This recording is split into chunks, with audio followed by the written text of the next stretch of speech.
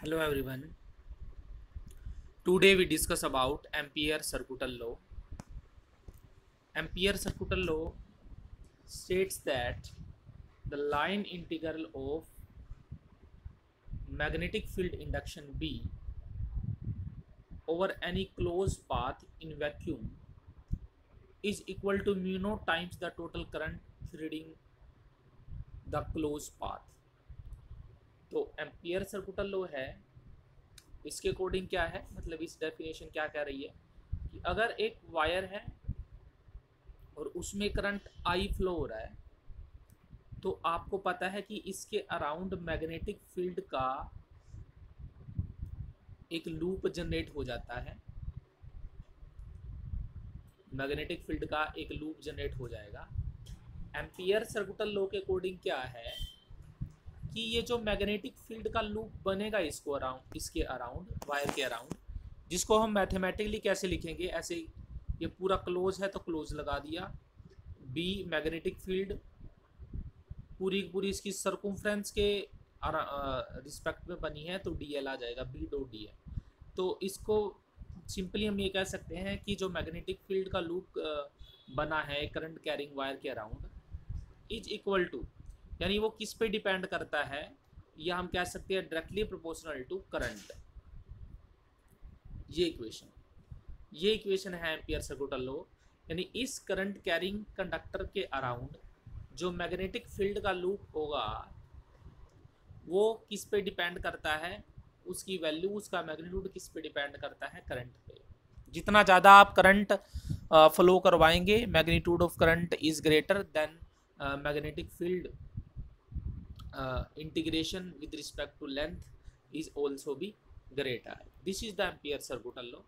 तो ध्यान से देखिए, ये यहाँ पर लिखा हुआ है B dot dl is equal to mu naught I, means Ampere circuital law indicates that the line integral of magnetic field induction over a closed path is equal to mu naught times the total current threading the closed path। mu naught times है जो total current उस path से flow हो रहा है, तो इसी को हम क्या बोलते हैं, एम्पियर सर्कुटल लॉ बोलते हैं। This is independent on the size and shape of the closed curve enclosing A current. ये इंडिपेंडेंट है कि on the size and shape of the close curve enclosing A current, उसके size पर क्या है, independent है।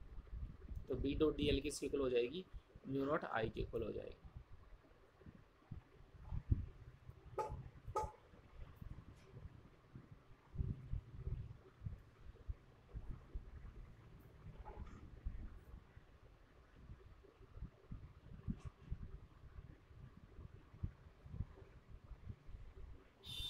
तो यहाँ देखें, इसका हम प्रूव कर रहे हैं।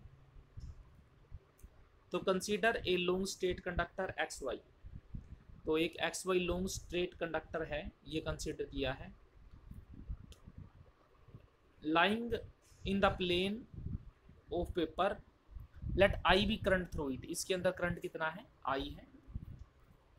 जो कंडक्टर है इसके अंदर करंट कितना है, आई करंट है, ऐसे। तो इसके अराउंड मैग्नेटिक फील्ड बनेगी, अलग अलग लूप हो सकते हैं डिफरेंट डिफरेंट रेडियस के, तो उसकी क्या बनेगी, मैग्नेटिक फील्ड बनेगी। तो वो मैग्नेटिक फील्ड किस पे डिपेंड करती है, इस करंट पे डिपेंड करती है, म्यू नॉट आई पे। तो इसका हमने प्रूव करना था। और एक स्ट्रेट जो वायर है, स्ट्रेट वायर किसी पॉइंट पी पे कितनी मैग्नेटिक फील्ड बनाती है, तो वो कितनी बनाएगी,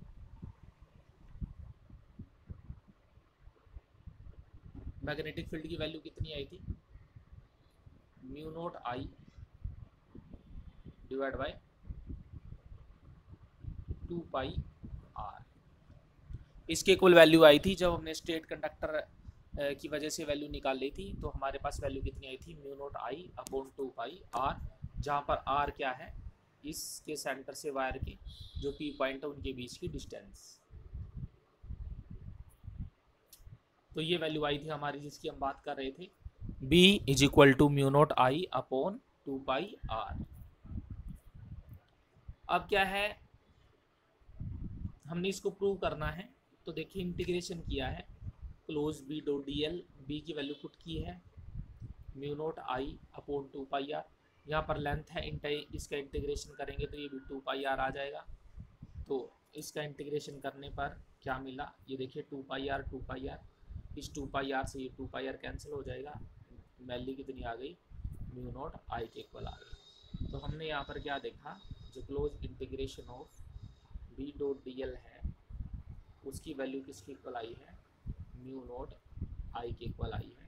तो this is known as Ampere circuital law. आगे देखें, magnetic field due to solenoid carrying current. एक सोलेनोइड है और हमने क्या निकालनी है, मैग्नेटिक फील्ड निकालनी है।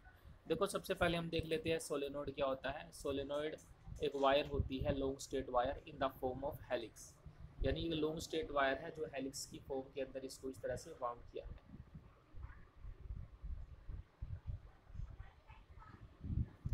ऐसे वाउंड किया गया है, ठीक है।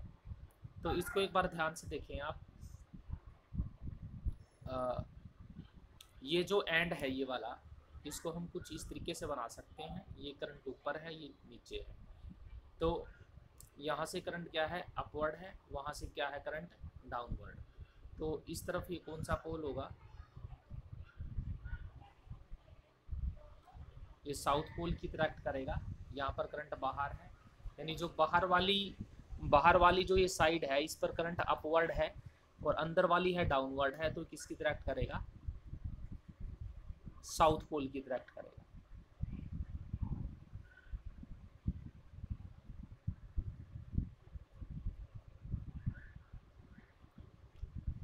और यहाँ पर देखें तो ये किसकी तरह एक्ट करेगा, नॉर्थ पोल की तरह एक्ट करेगा।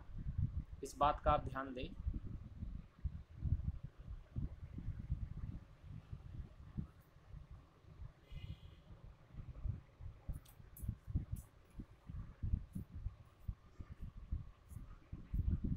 तो ये जो है मैग्नेटिक फील्ड है जो कुछ ऐसे ट्रेवल हो रही है,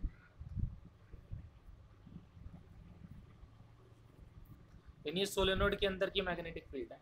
ये जो सोलेनोइड है आपको पता है इसका वन एंड नॉर्थ पोल की तरह एक्ट करेगा, दूसरा एंड साउथ पोल की तरह एक्ट करेगा। तो इसका मतलब क्या है, मैग्नेटिक फील्ड साउथ से एंटर हो गई, अगर यहाँ पर साउथ है, यहाँ नॉर्थ है, साउथ से एंटर होगी और नॉर्थ से क्या होगी, मैग्नेटिक फील्ड बाहर होगी। तो यहाँ पर भी जो मैग्नेटिक फील्ड है, मैग्नेटिक फील्ड सोलेनोइड के अंदर साउथ से एंटर होगी, नॉर्थ से बाहर होगी, साउथ से एंटर होगी, नॉर्थ से बाहर, साउथ से एंटर होगी, यानी अंदर वाला रीजन है इसका सोलेनोइड का। और इस रीजन में हमने एक रेक्टेंगल प्लेस कर दिया, पी क्यू स्क्वायर प्लेस कर दिया, पी क्यू आर और एस का। अब हमने net value of magnetic field निकालनी है, तो हमें पता है ये फॉर्मूला लगाना है हमने, B dot D L is equal to mu naught I. तो ये जब फॉर्मूला लगाएंगे तो पहला ये पी क्यू लेंथ पे लगाएंगे, फिर आर क्यू लेंथ पर लगाएंगे, फिर इस थर्ड लेंथ पे लगाएंगे और फिर इस एस पी फोर्थ साइड पे लगाएंगे। तो एक बात इसमें आपने क्या नोट करी कि जो पी क्यू है, पी से क्यू जाना है तो डायरेक्शन ये हो गई, मैग्नेटिक फील्ड की डायरेक्शन भी इधर है तो थीटा कितना हो गया, 0। तो पी क्यू के लिए थीटा 0 है, इसकी लेंथ ऊपर है इस तरफ और मैग्नेटिक फील्ड इधर है तो यहाँ पर थीटा हो गया 90 डिग्री। यहाँ पर जो मैग्नेटिक फील्ड है, सॉरी लेंथ है इधर है R2S, अगर हम लूप में मूव करें और मैग्नेटिक फील्ड इधर है तो यहाँ पर थीटा 180 डिग्री। और एक बात और आपने नोट की, पी क्यू मैग्नेटिक फील्ड के अंदर है, एस आर मैग्नेटिक फील्ड के बाहर है, तो यहाँ पर लगभग magnetic field nearly equal to 0 होगी, उसको नेगलेक्ट मानेंगे। और अगर हम एस पी में देखें तो एस पी में भी ऐसे अप टू डाउन मूव होना है, तो एस टू पी में देखें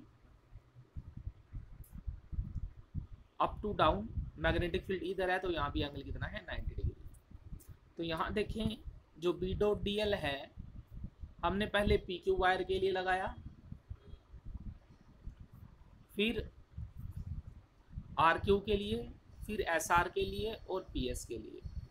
अब आप देखिए पी क्यू के लिए एंगल 0 डिग्री था, आर क्यू के लिए 90 डिग्री था, एस आर के लिए मैग्नेटिक फील्ड 0 थी, और पी एस के लिए भी जो एंगल था वो 90 डिग्री था। यानी ये लास्ट वाली 3 टर्म 0 की इक्वल आ जाएगी, ये पहले वाली टर्म बचेगी, तो P dot D L cos 0 B L की इक्वल आ गया।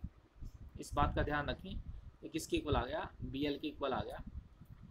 तो B dot D L is equal to mu naught I होता है, इस बात का ध्यान रखें। एन टर्न के लिए हमने क्या किया, एन के साथ मल्टीप्लाई कर दिया, यानी कि अगर मान लिया जो सोलेनोइड है, इस सोलेनोइड में एन लेंथ है, एन लेंथ है, अगर मान लिया यूनिट लेंथ में इतनी टर्न है, तो एल लेंथ में इतनी टर्न होंगी एन एल, इसी को ही हमने कैपिटल एन बोला है, इस बात का ध्यान रखें। तो इसलिए जो नंबर ऑफ टर्न है उसको स्मॉल एन इंटू एल से मल्टीप्लाई कर दिया। इसका अगर इंटीग्रेशन करें बी डॉट डी एल का, तो बी एल आ जाएगा, एल से एल कैंसिल हो गया, बी की वैल्यू म्यू नॉट आई। तो this is the magnetic field due to solenoid. तो बाकी हम नेक्स्ट क्लास में डिस्कस करेंगे। Okay, thank you.